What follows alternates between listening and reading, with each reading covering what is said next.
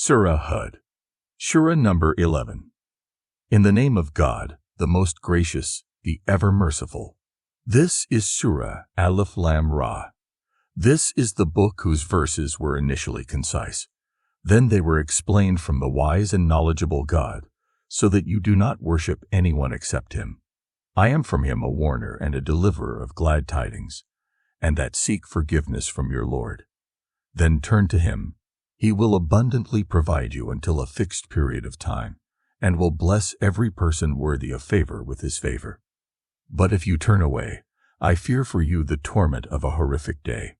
All of you have to return to God alone, and He has power over all things. Do you observe them? They turn away their chests to hide from God. Beware.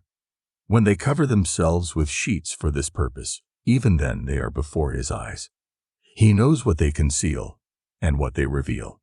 He is even aware of the secrets in the hearts. There is not a single living being on earth whose sustenance is not the responsibility of God. And He knows his dwelling and also the place where he will be consigned to the earth after death. All this is written in an open book. And it is He who has created the heavens and the earth in 6 days, and before your creation His throne was on water, created you to test you as to which of you is better regarding deeds. Now, O prophet, if you say to them, people, you will be raised to life again after death, these disbelievers will surely cry out, this is plain magic. And if we defer the torment of this world from them for a while, they shall definitely ask, what has withheld it? Listen, the day it alights on them, it will not be averted, and they will be surrounded by precisely what they are making fun of. Such is the matter of a human being, that if we bless him with some favor, then deprive him of it, he shall definitely complain because he is quick to lose hope and is very ungrateful. And if after some adversity that has inflicted him, we make him taste a favor, he shall certainly say, my adversities have left me, and will rejoice because he is very arrogant and boastful. Only those are an exception to this who are steadfast and do righteous deeds. For them is forgiveness and a great reward as well.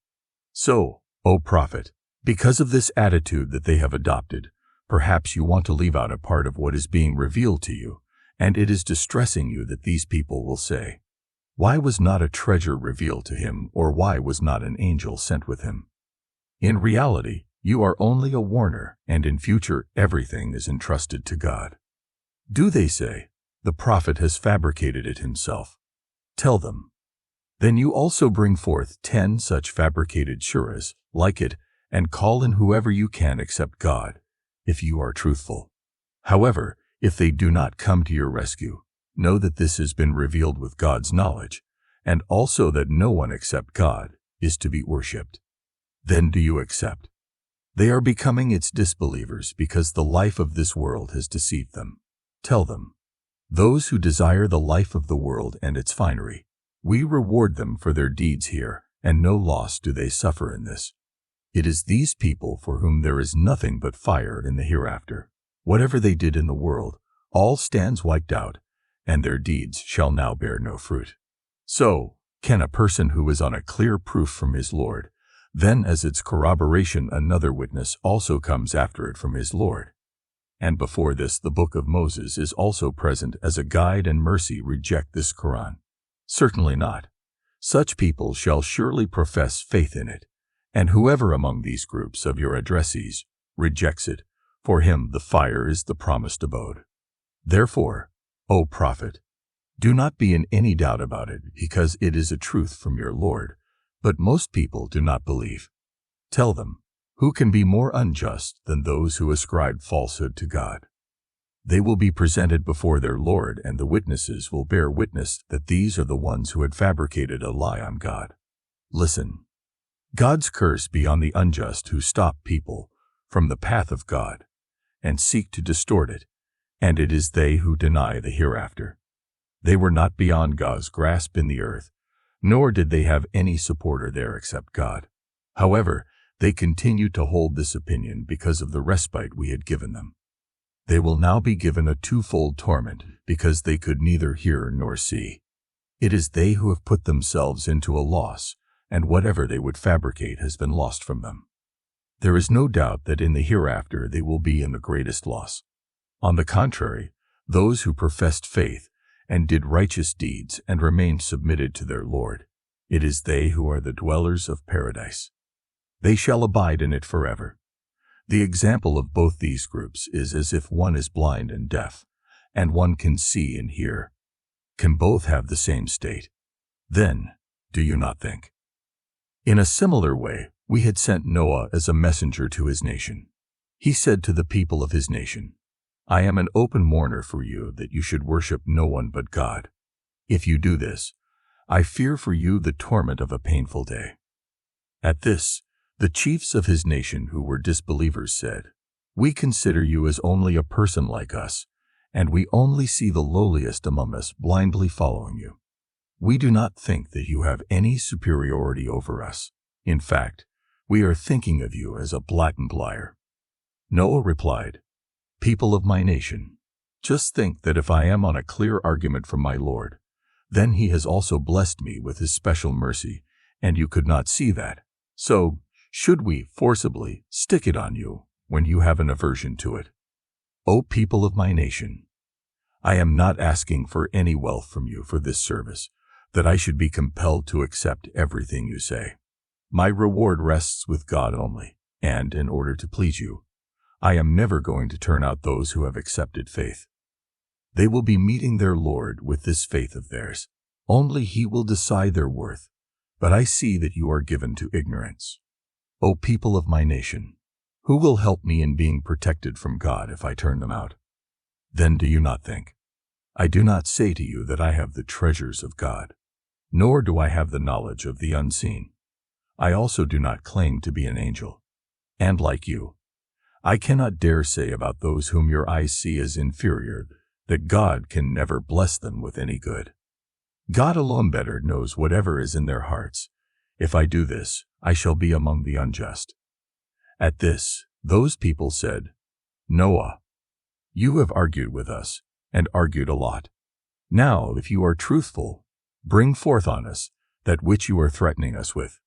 Noah replied, Only God will bring it forth on you, if he desires, and at that time you shall not be able to escape his grasp. Even if I want to be your well-wisher, my well-wishing can be of no use to you if, as a result of this attitude of yours, God has decided to lead you astray. He alone is your Lord, and to him you have to return. Do they say, to ascribe it to us, this person has concocted this anecdote himself? Tell them, O prophet, if I have concocted it myself, then the evil consequence of my crime will come on me, but you are responsible for the crime of intentionally denying the truth, being perpetrated by you. I am acquitted from it. Then it was revealed to Noah that no others among your nation will accept faith except the ones who already have. So stop grieving at their misdeeds, and make a ship under our supervision, and according to our guidance. Do not say anything to me in favor of these unjust people. They are now destined to drown. Noah began making the ship in accordance with this guidance. And when the chiefs of his nation passed by him, they would laugh at him. He would reply to them, If you laugh at us, then just as you laugh, one day we shall laugh at you. Then you will soon know the ones who are visited by that torment which humiliates them, and that scourge descends that stays stationed on them after its descent. They continued to do this until when our directive arrived and the storm erupted, we said, Place in the ship a pair of every type of animal species, both male and female, and also board your family on this ship except for those about whom a judgment has been passed, and they also who have professed faith, and few were the ones who had professed faith with him. Noah said, Board it. Its sailing and setting anchor is with the name of God alone. My Lord, however, is forgiving. He is ever merciful. That ship began to take them between waves as high as mountains, and Noah called upon his son who was standing apart at a small distance from him. Son, board with us, and do not be with these disbelievers. He replied, I shall presently take refuge in some mountain that will protect me from this water." Noah said, "There is no one to save today from God's directive, except to whom he shows mercy." In the meantime, a wave came between the two, and he was also among those drowned. It was ordered, "O earth, swallow up your water, and cease, O sky." Thus the water was brought down. The judgment was passed. The ship came to rest at Judy, and it was said, "May the curse of God be on this unjust nation." Noah called on his Lord and said, "Lord, my son is from my family, and no doubt that true is your promise, and among the judges you are the greatest." God said, "Noah, he is not from your family. He is an extremely wretched person. So do not ask me about which you have no knowledge at all. I urge you to not be among those who are overwhelmed by emotions." Noah immediately said, "Lord, I seek refuge with you from asking you something of which I have no knowledge. If now you do not forgive me and not have mercy on me, I shall be among the losers." God said, "Disembark, Noah, with our peace and blessings upon you and also upon those communities which will come into existence from those with you. And after this, there are some communities which we shall provide for in future. Then, because of their misdeeds, a painful torment from us will seize them as well. These are the news of the unseen which, O prophet, we are revealing to you. Neither you knew them before this, nor were the people of your nation aware of them. So, remain steadfast. The ultimate triumph is for those who fear God." Similarly, to Ad we sent their brother Hud. He invited them, "People of my nation, worship God. No one else is your God. In reality, you are fabricating mere falsehoods against him. People of my nation, I say this to you as your well-wisher. I do not demand any reward from you on this. My reward is with he who created me. Then do you not understand? People of my nation, seek forgiveness from your Lord. Then turn to him. He will pour down abundant rain on you and increase your strength further. Do not turn away as criminals." They replied, "O Hud, you have not brought any clear sign to us. And on the other hand, it is our decision that we are neither leaving our deities merely at your bidding nor believing in you. We shall only say that you have been inflicted with a punishment from one of our deities." Hud said, "I make God as a witness, and you also be a witness, that I am totally acquitted from those whom you associate with God. So all of you may scheme against me in whatever way you want to. Then do not give me the slightest respite. I have put my trust in God, in my and your Lord. The forehead of every living being is in his hands. My Lord surely is on the straight path. Even after this, if you pay no heed, then I have delivered the message with which I was sent to you. Now my Lord will grant authority to some other nation in your place, and you will not be able to harm him in any way. Surely my Lord guards everything." Then it ensued that, when our judgment was passed, we delivered with our mercy Hud and those who had believed with him, and in this manner saved them from a very harsh torment. These were the Ad. They rejected the revelations of their Lord, did not obey his messengers, and continued to follow the way of every tyrant and defiant enemy of the truth. Finally, a curse was made to follow them in this world, and on the day of judgment too. Listen, the Ad showed disbelief in their Lord. Listen, the Ad were accursed, people of Hud's nation. In a similar way, to the Thamud we sent their brother Salih as a messenger. He invited them, "O people of my nation, worship God. There is for you no God except him. He has raised you from the earth and made you populated. For this reason, seek forgiveness from him. Then turn to him.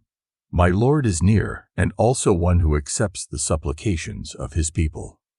They replied, "Salih, before this, a lot of hope was pinned in you among us. But what a person you turned out to be. Do you now want to stop us from the worship of the deities that have been worshipped by our forefathers? We are in a great doubt that has confounded us because of that which you are calling us to." He said, "People of my nation, reflect a little that if I am on a clear sign from my Lord, and he has also granted me special grace from himself, Then who can save me from God's grasp if I disobey him? So, from what you desire, you will only increase in ruining me. From it. People of my nation, this is God's she-camel as a sign for you. Thus leave it that it may graze in the land of God, and do not touch it with any evil intention, otherwise a torment will soon visit you. Then it happened that they hamstrung her. At this, Salih warned them, thrive in this settlement of yours for 3 more days. This warning is not going to be a false one. Thus, when our directive was given, we delivered with our special grace Salih and those who professed belief with him from that torment, and saved them from the humiliation of that day. There is no doubt that your Lord alone is powerful and mighty. And a violent roar overtook those who had been unjust, and they were left lying face down in their houses, as if they never lived in them. Listen, the Thamud disbelieved in their Lord. Listen, the Thamud were cursed.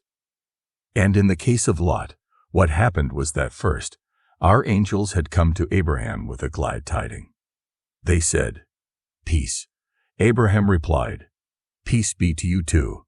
Then not much time elapsed when Abraham brought to them a roasted calf to show his hospitality. But when he saw that their hands were not reaching towards it, he felt some strangeness from them and began fearing them a little in his heart. They said, "Fear not, we have been sent towards the people of Lot." Abraham's wife was standing nearby, so she laughed with joy. Then we gave her glad tidings of Isaac, and after Isaac, Jacob. She said, "Alas, will I beget a child when I myself am old, and this husband of mine has also grown old? This is a very strange thing." The angels replied, "Do you express wonder on God's words? Family of Abraham, God's mercy and blessings are on you. Surely, God has all praiseworthy attributes. He has great majesty." Then when Abraham's fear left him, and he received glad tidings, he began arguing with us about the nation of Lot. In reality, Abraham was very gracious and very affectionate, and one who was very focused towards his Lord. Abraham, leave aside this debate. The directive of your Lord has been issued, and now that torment is going to visit them, which cannot be warded off. After this, when our angels came to Lot, he was very sad at their arrival, and was heart-wrenched and said, "This is a day of great calamity." The people of his nation, seeing the arrival of some handsome boys, came running to him spontaneously. They were already keen for such vulgarities. He said, "O people of my nation, these are my daughters. They are purer for you. So, fear God, and do not humiliate me in the matter of my guests. Is there no upright person among you?" They replied, "You do know that we have no right over your daughters, and you very well know what we desire." Lot said, "Would that I had the power to combat you, or I could take refuge with a strong support." The angels said, "Lot, we have been sent by your Lord. Rest assured, they will not even be able to come near you. So leave this place with your family in the last part of the night, and none of you should look back except for your wife, because she is to go through what these people will go through. The time of mourning is fixed for their punishment. Why do you worry? Is not the morning near?"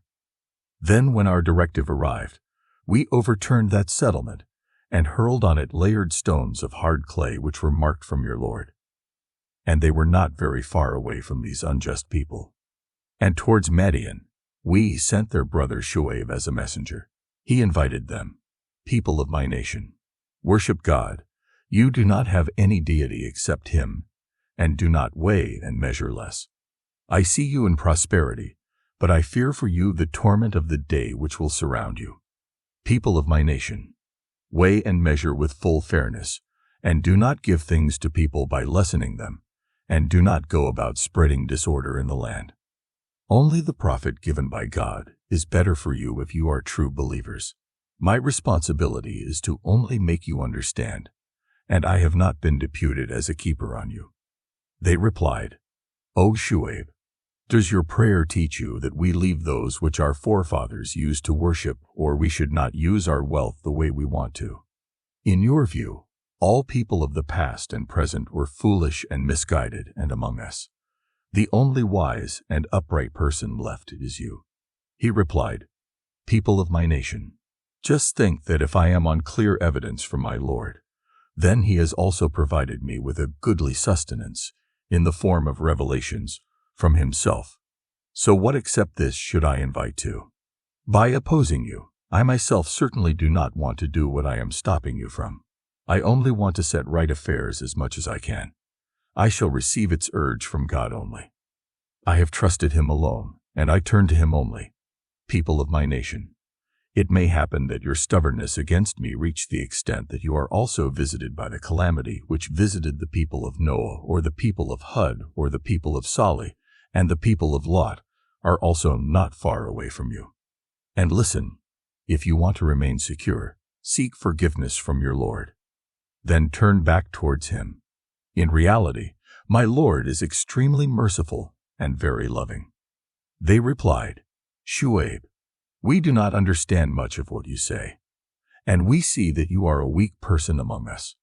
But for your clan, we would have stoned you to death. You are not the slightest powerful for us. Shu'aib said, People of my nation, is my clan more powerful to you than God? You fear it, and by overlooking God, have cast him behind your backs. In reality, whatever you do is encompassed by my Lord. People of my nation, continue doing at your place whatever you are doing. So will I. Soon you will know who is visited by a punishment that humiliates him and who is a liar. Wait, and I am also waiting with you. At this, when our directive was issued, we delivered with our special blessing Shu'aib and those who had accepted faith with him. And those who had been unjust to their souls were struck by a roar, and they were left lying face down in their houses, as if they never lived there. Listen, the people of Madian were also cursed the way the Thamud were. In a similar way, we had sent Moses to the Pharaoh and his chiefs as a messenger with our signs and a clear proof. Then they obeyed what the Pharaoh said, even though what he said was not correct. On the day of judgment, he will be in front of his people and will lead them to hell. What an evil place in which they will descend. A curse followed them in this world, and also in the hereafter. What an evil reward were they given. These are the accounts of the settlements we are narrating to you. Some of them are standing, and the produce of some has been reaped. We were not unjust to them. In fact, they had been unjust to themselves. Then when the directive of your Lord was issued, their deities whom they invoked besides God were of no benefit to them. They only increased them in ruin. Such is the grasp of your Lord when he seizes the settlements while they are showing injustice. In reality, his grasp is very woeful and stern. Surely there is a great sign in this for those who fear the torment of the hereafter. It is a day for which all people shall be gathered, and it shall be a day of presence. We are only deferring it for a short while. When that day arrives, no one shall be able to speak without God's permission. Then among people some shall be unfortunate, and some fortunate. So those who are unfortunate shall land in hell. For them is screaming and crying there. They shall remain there as long as the heavens and the earth of that world are intact, except if your Lord wills something else. Undoubtedly, your Lord is able to do whatever he wills. As for the fortunate, they shall be in paradise. They shall abide in it as long as the heavens and the earth of that world are intact, except if your Lord wills something else, as a grant from him that shall never cease. So, O Prophet, do not be in any doubt about what they worship. They are worshiping the way their forefathers before them worshipped. It is our decision that we too shall give them their share in full without any reduction. We had given the book to Moses.